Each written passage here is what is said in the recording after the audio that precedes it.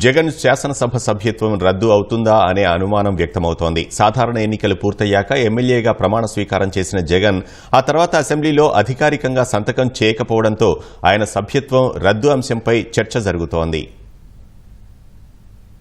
ప్రతిపక్ష హోదా కోసం పట్టుబడుతున్న వైసీపీ అధ్యక్షుడు జగన్ శాసనసభ్యత్వంపైనే ఇప్పుడు సందేహాలు రేగుతున్నాయి. 60 రోజుల పనిదినాల్లో కనీసం ఒక్క రోజైనా అసెంబ్లీకి హాజరు కాకపోతే శాసనసభ సభ్యత్వం రద్దవుతుందన్న నిబంధన ఆయనకు వర్తించే అవకాశాలు కనిపిస్తున్నాయి. 2024 సాధారణ ఎన్నికలు పూర్తయ్యాక ఎమ్మెల్యేగా ప్రమాణ స్వీకారానికి మాత్రమే జగన్ హాజరయ్యారు. తరువాత అసెంబ్లీలో ఆయన హాజరు కాలేదు. సాంకేతికంగా ఆయన గవర్నర్ ప్రసంగానికి వచ్చినా జగన్ హాజరు మాత్రం నమోదు కాలేదు. గతేడాది జూలైలో కొత్త ప్రభుత్వం ఏర్పాటైన సందర్భంగా ఉభయ సభల్ని ఉద్దేశించి గవర్నర్ ప్రసంగించిన సమయంలో శాసనసభకొచ్చిన జగన్ నిన్న కూడా వచ్చి కొద్దిసేపు ఉండి వెళ్లారు. అయితే నిబంధనల ప్రకారం ఈ 2 రోజులు శాసనసభ జరిగినట్లు అధికారికంగా పరిగణించలేకపోవడంతో జగన్ శాసనసభకు హాజరు కానట్టుగానే స్పష్టమవుతోంది.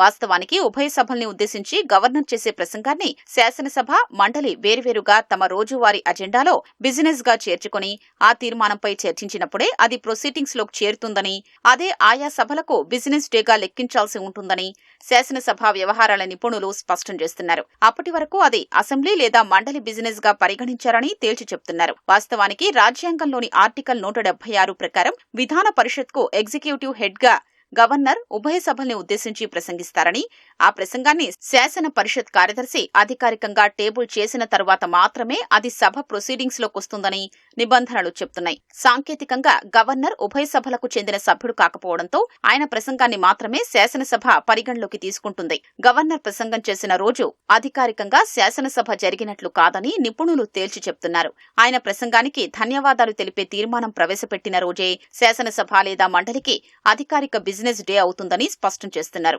2 సార్లు జగన్ వచ్చిన రోజులో శాసనసభ బిజినెస్ డేగా నమోదు కాకపోవడంతో ప్రస్తుతం ఆయన హాజరుపై నీలి నీడలు కమ్ముకున్నాయి.